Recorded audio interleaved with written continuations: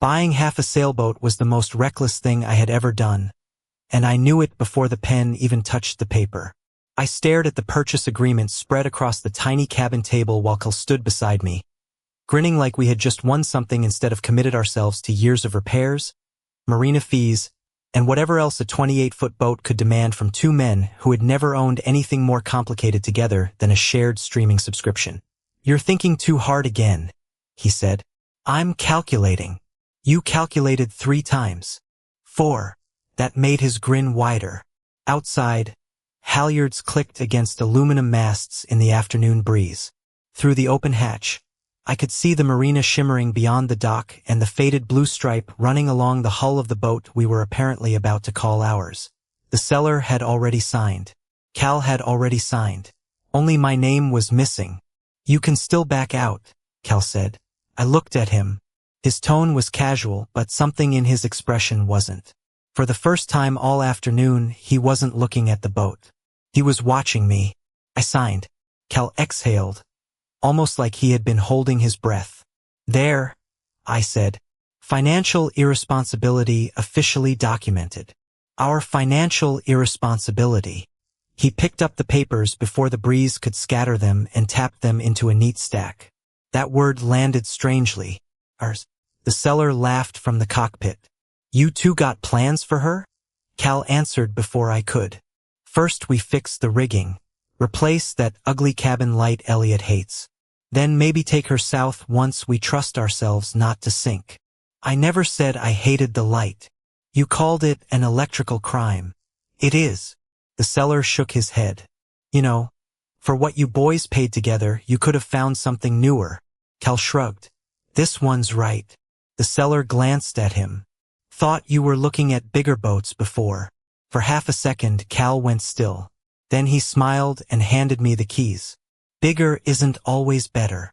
I barely registered the exchange. I was too busy staring at the key in my palm.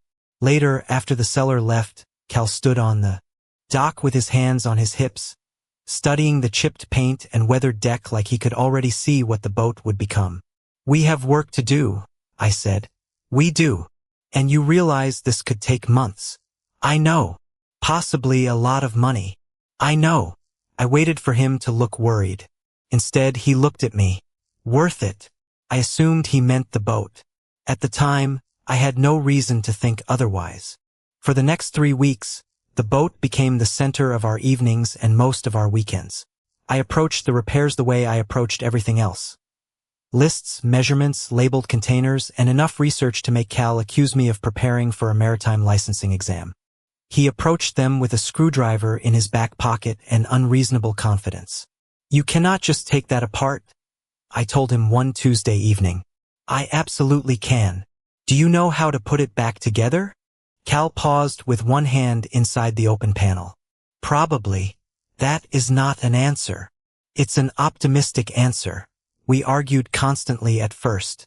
I wanted to inspect every fitting before replacing anything. Cal preferred discovering problems by touching them. I read manuals.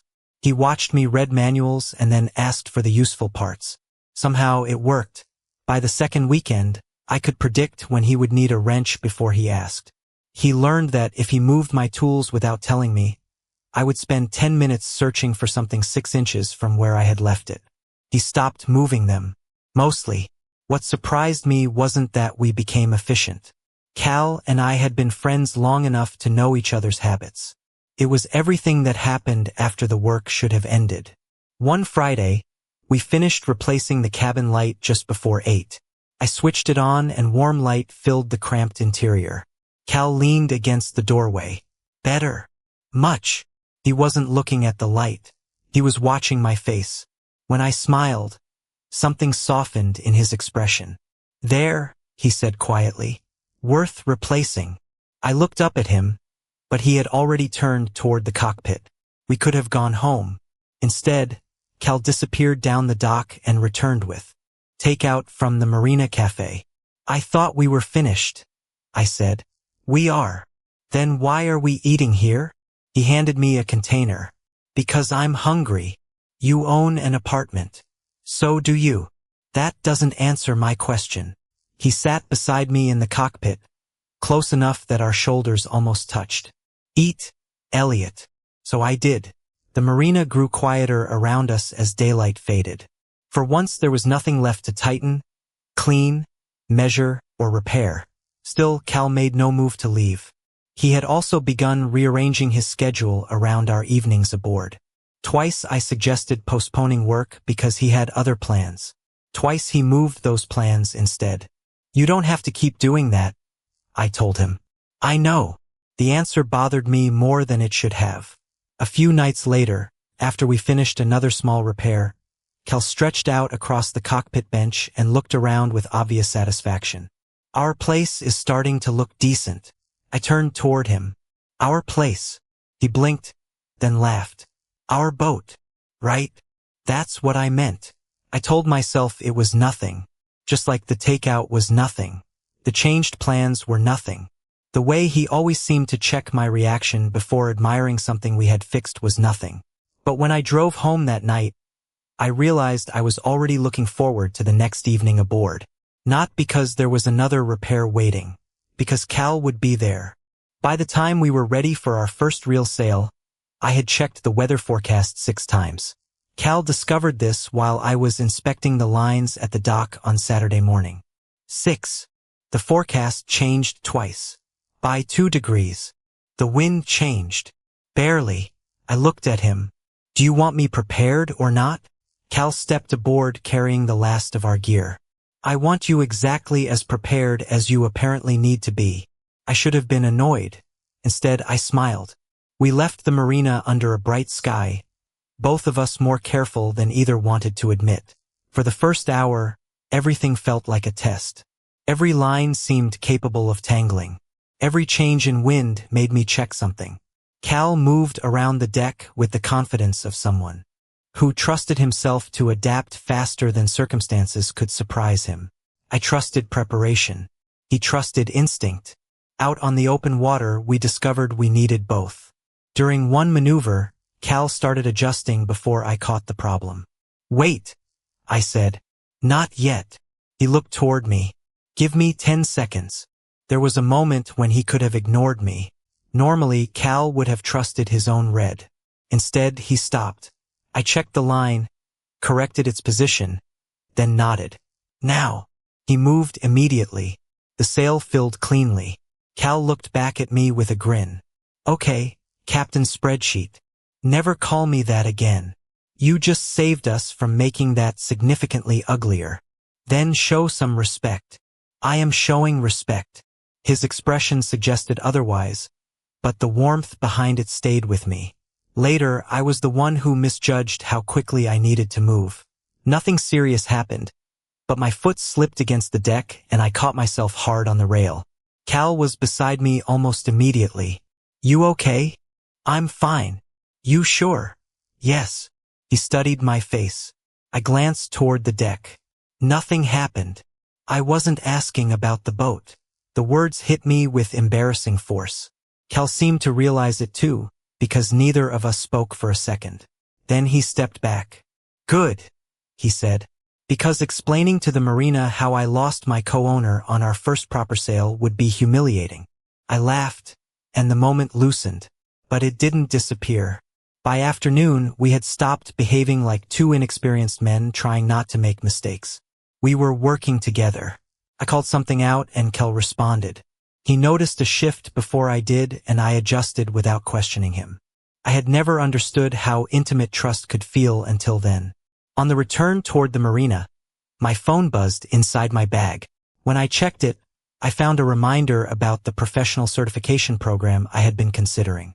Enrollment closed soon. Cal glanced over. "That thing again? I should probably register. Do you want to? It would be useful." That wasn't what I asked.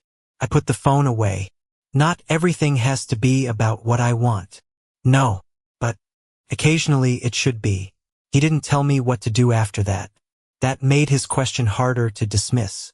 As the marina came into view, Cal adjusted our course and said, almost casually, "You know, I spent months looking at boats before this one." I turned toward him. "Months?" "Yeah. You never told me that." He shrugged. Why this one? His attention returned to the water. It worked. It wasn't much of an answer. Before I could press him, he nodded toward the harbor and asked me to watch our approach. I did. But later, after we had secured the boat and were standing together on the dock, I found myself thinking less about the sail than about the man who had trusted me when it mattered, worried about me before the boat, and spent months searching before somehow ending up with a set of keys that belonged to both of us. Cal looked back at the water. We should do an overnight trip next. Normally, I would have thought about schedules, weather, equipment, and everything that could go wrong. Instead, I heard myself say, when?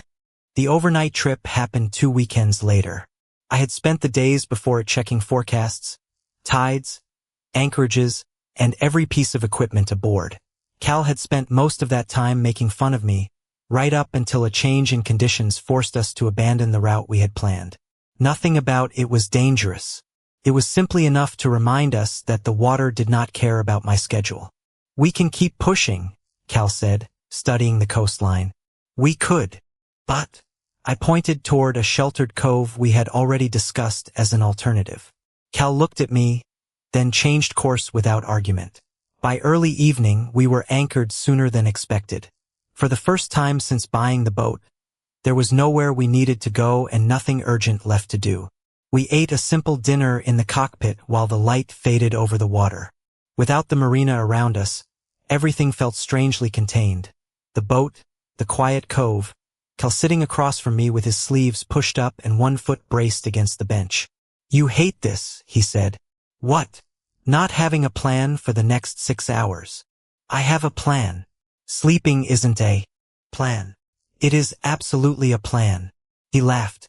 Later, conversation drifted toward the lives we had expected to have by our 30s. I admitted that I had spent years making decisions because they seemed defensible. Stable work, sensible savings, the next qualification that might lead to the next respectable step. The certification, Cal said. Probably. You still haven't answered my question. What question? Whether you want it. I looked toward the dark water. I don't know. Cal didn't offer advice. Instead, he said, I thought I'd have done more by now. That surprised me. You don't sound so shocked. You act like you never regret anything. I act like I don't enjoy discussing it. He leaned back, quieter now. There are plenty of things I should have done differently. Something in his voice made me want to ask which things. I didn't. The air cooled, and when we finally went below, the cabin suddenly seemed much smaller than it had at the dock. Cal looked at the sleeping spaces, then at me. You take the better one. Why? Because you'll complain tomorrow if your back hurts. I will not. You absolutely will. You paid for half this boat. So did you. That argument supports me. He smiled. Take it, Elliot. There was no reason for the gesture to feel intimate. It did anyway. I settled in, but neither of us seemed ready to sleep. In the dim cabin, our conversation became softer, stripped of the teasing we usually used whenever something approached sincerity. After a long silence, Cal said, You know what the best part of buying this boat has been? I expected him to say sailing. The repairs. He laughed under his breath. Definitely not. Then what? He looked directly at me. Having a reason to see you all the time. For a second, the boat seemed impossibly quiet. My heartbeat became something I could actually hear. Cal's expression changed as if he had realized how the words sounded but wasn't willing to take them back. I could have asked him what he meant. Instead, I said, You never needed a boat for that. I know. That answer was worse. Or better. I couldn't tell anymore. Neither of us moved away. Our knees were close enough that a few inches would have erased the remaining space between them, and for the first time I was completely aware that the distance existed because we were choosing to leave it there. Eventually, Cal looked down. We should sleep. Yeah. But long after the cabin went quiet, I remained awake, thinking about his words. The boat had forced us into the same small space that night. It hadn't forced him to want me there. Neither of us mentioned what Cal had said when we woke before sunrise. That should have made things easier. Instead, every ordinary movement felt newly deliberate. I climbed into the cockpit while Cal checked the anchor. The cove was still gray with pre-dawn light, the water almost perfectly calm. When he came up beside me, our shoulders brushed. Neither of us moved away. "You sleep at all?" he asked. "Some. Liar. You. Some. Liar." His smile appeared briefly, then disappeared. For several seconds we stood there without speaking. There was no problem to solve, no maneuver demanding our attention, nothing that required us to be that close. Cal looked at me. "I meant what I said last night." I swallowed. "About seeing me?" "Yeah." The teasing was gone completely now. I could have made another joke. I almost did. Instead, I asked, "Is this because we're out here?" Cal frowned slightly. "The boat. Being away. All of this." I gestured toward the quiet water. "Things feel different when you're somewhere like this." He considered that. Then he shook his head. "Elliot, whatever this is, it didn't start yesterday." The answer sent a sharp warmth through me. "How long?" Cal looked away toward the horizon. "Long enough." That is an extremely unhelpful answer. I know. I should have pushed him. Instead, my hand was resting on the edge of the cockpit between us, and Cal's hand settled beside it. His fingers touched mine. Not accidentally. He waited. When I didn't pull away, his fingers shifted against mine, slow enough that I could have stopped him at any point. I turned my hand over. For a moment, we simply held on. It was such a small thing that I almost laughed at how enormous it felt. Cal's eyes dropped briefly to my mouth before returning to mine. He leaned closer. So did I. We stopped with barely any space between us. I could feel his breath. Then I whispered, "We should probably get the anchor up." Cal closed his eyes for half a second and laughed quietly. Probably. Neither of us pretended the moment hadn't happened. That was the difference. On the sailback, we worked together as easily as we had the day before, except now every glance carried something it hadn't carried before. When Cal passed behind me, I noticed the distance between us.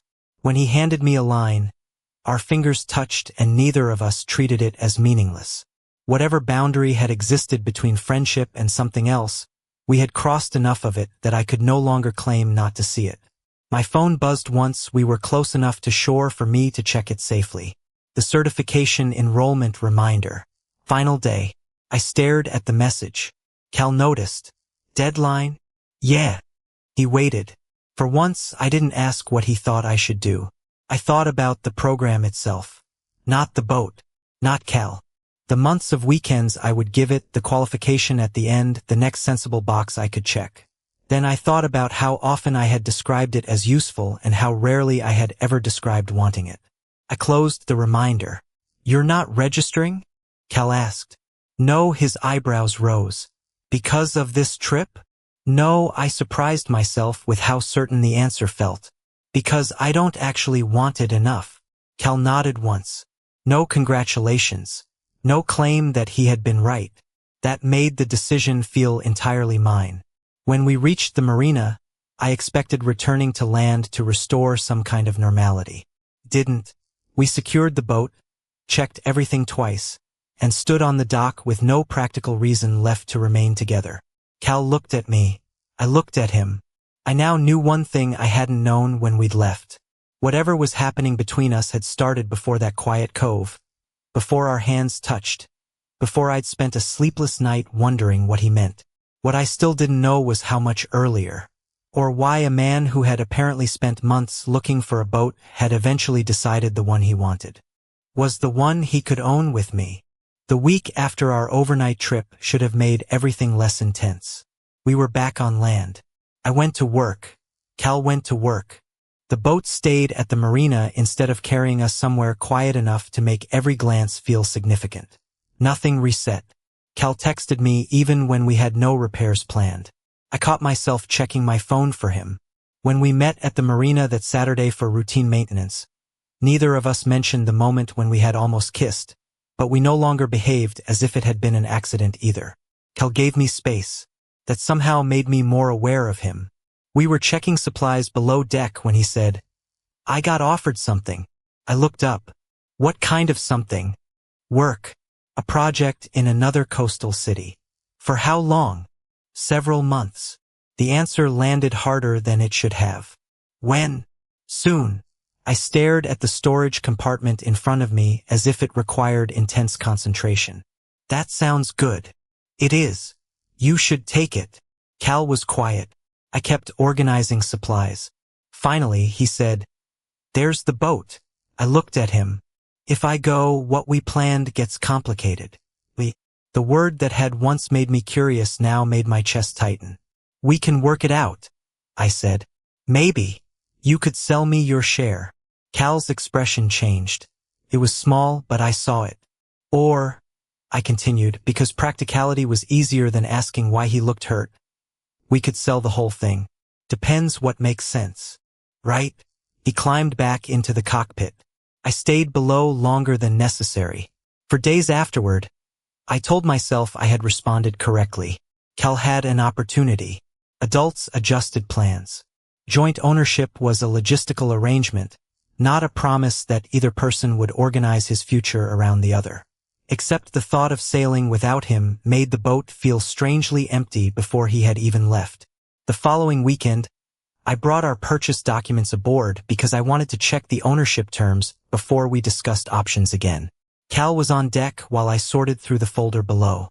The original listing was still inside. Behind it were several printed pages I didn't recognize. Other boats, larger boats, more expensive boats. I flipped through them, confused. Some had handwritten notes in Cal's unmistakable scrawl. Dates, marina locations, questions about maintenance and equipment. The dates went back months before we bought ours. I remembered what he had said on our first real sale. I spent months looking at boats before this one. At the time, I had assumed he meant boats like ours. He hadn't. Cal came down the steps and stopped when he saw the papers in my hands. What are these? His eyes moved to the pages. Old listings. I can see that. I held up one of them. This one cost almost twice what ours did. Yeah. You were seriously considering it? Cal hesitated. Yes. I looked through the others again. Every question I had been avoiding suddenly rearranged itself. You could have bought one of these alone. He leaned against the cabin wall. I could have. Then why didn't you? For a moment I thought he might answer. Instead, he looked toward the open hatch. We should talk about that. That usually means someone doesn't want to talk about something. A faint smile touched his mouth, but it vanished quickly. My deadline for the job is next week. The papers suddenly felt heavier. He wasn't changing the subject completely. Somehow, I knew the two things were connected, but I still didn't know how. I put the listings back into the folder. Then we should figure out what we're doing. Cal looked at me for a long moment. With the boat. I knew there was another question inside his.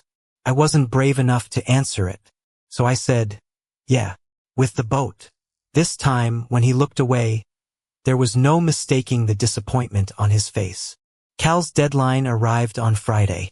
We took the boat out that afternoon because the sale had already been planned, and neither of us suggested canceling it. The weather was calm. Nothing went wrong. We worked together with the same practiced rhythm we had developed over the past weeks, which somehow made everything worse.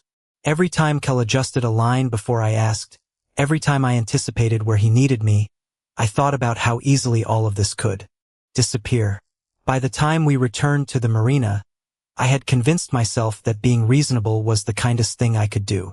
We secured the boat and stayed in the cockpit as the afternoon light stretched across the dock. So, Cal said. So, I have to answer them tonight. I nodded. You should take it. His face revealed almost nothing. You think so? It's a good opportunity. That isn't what I asked. It was almost exactly what he had said to me about the certification. I looked away. What do you want me to say? The truth would be interesting. The truth is that you shouldn't turn down months of work because we bought a boat together. Cal leaned back against the cockpit. We could keep it jointly. Long-distance ownership sounds unnecessarily complicated. You could buy me out. If that's what you want. And if it isn't? I forced myself to stay calm. We could sell it. Cal stared at me. There it was again, that flash of hurt I had seen when I first suggested buying his share. You really think this is about the boat? I didn't answer. Cal went below and returned with the folder containing our purchase documents. He opened it and pulled out the old listings I had found. You asked why I didn't buy one of these. I looked at the pages. Yes, I could have. I know. I almost did. Something tightened in my chest. Cal sat across from me. I'd been looking for months. Bigger boats, better boats, boats that needed less work. I could afford some of them without anyone else. Then why didn't you?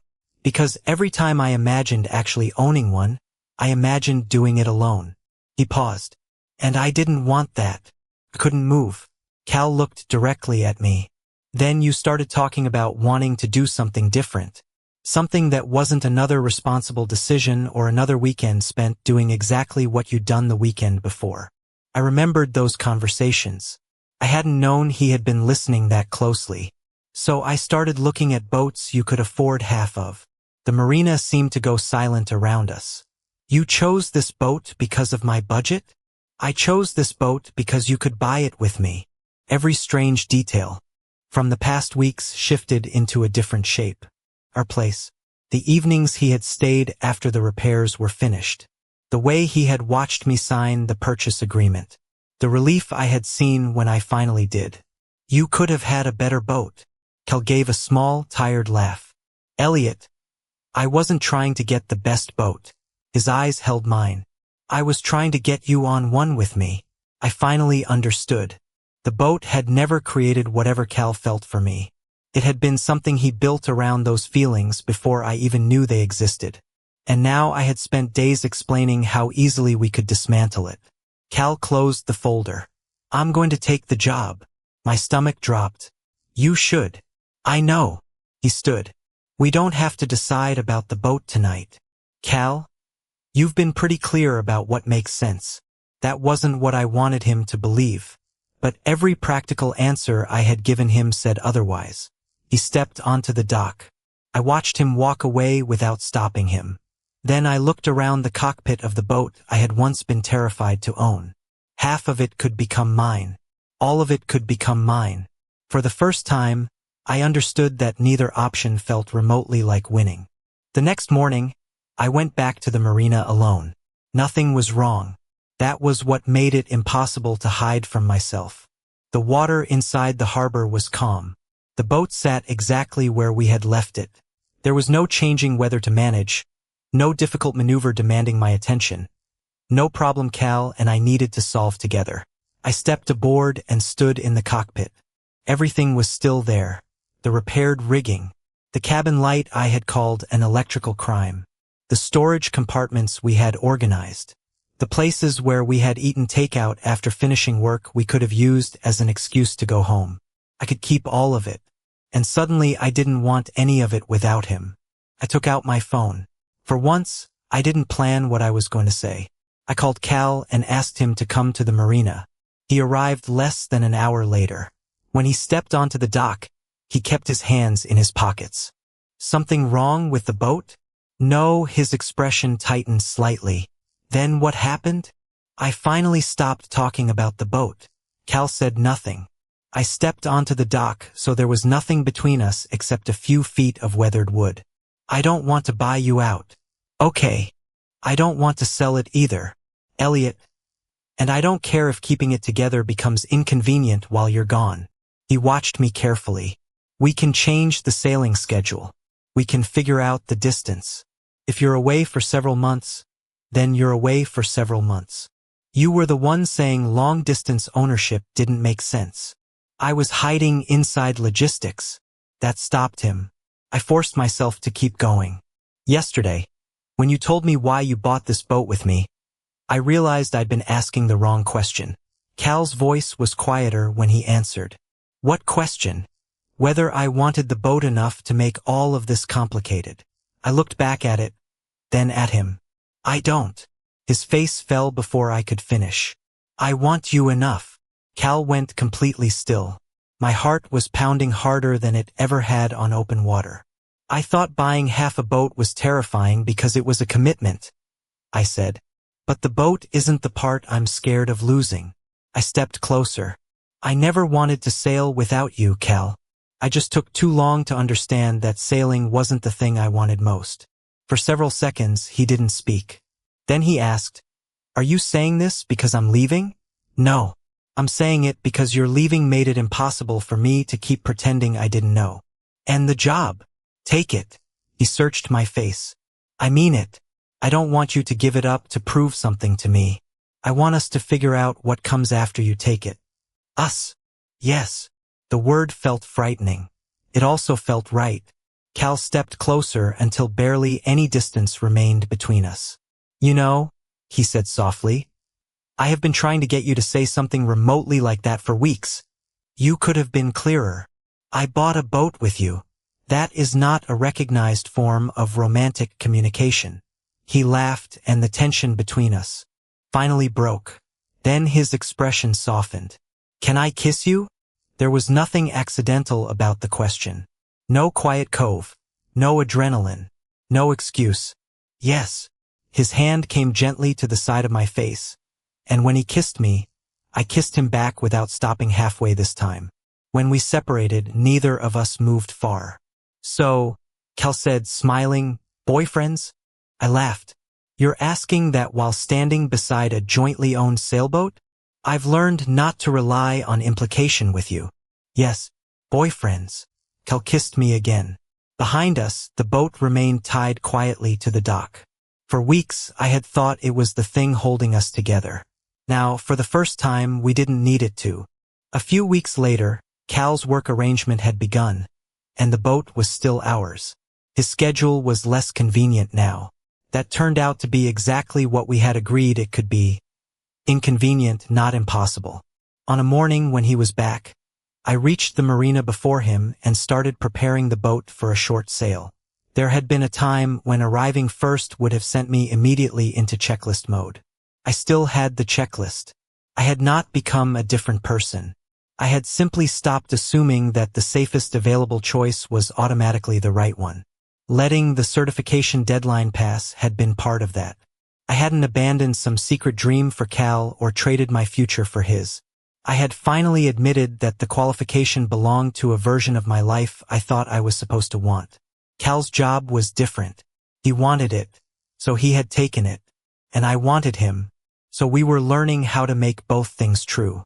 I was checking one of the lines when I heard footsteps on the dock. "You started without me." I looked up. Cal was approaching with a bag over one shoulder and the expression that still made something inside me shift every time I remembered I was allowed to kiss him now. "You were late. 3 minutes. Late is a binary condition." He stepped aboard. "You missed me. You were gone 4 days. That wasn't a denial." I handed him a line. "Make yourself useful." He smiled and leaned in to kiss me before taking it. The gesture was quick, ordinary, and somehow more convincing than anything that had happened in the quiet cove. This was what I had needed to know. Not whether we could become close while sharing an adventure. Whether we would keep choosing that closeness when ordinary life returned.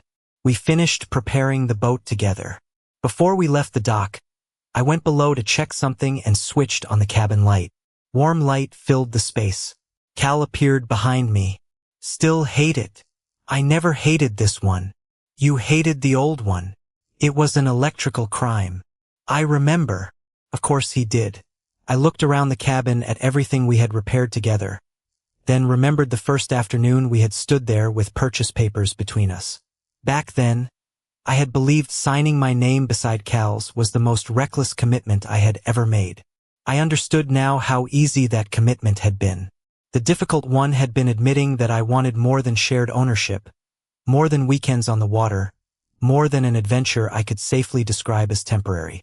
I wanted the man who had signed beside me, and now that he knew, the feeling wasn't frightening in quite the same way.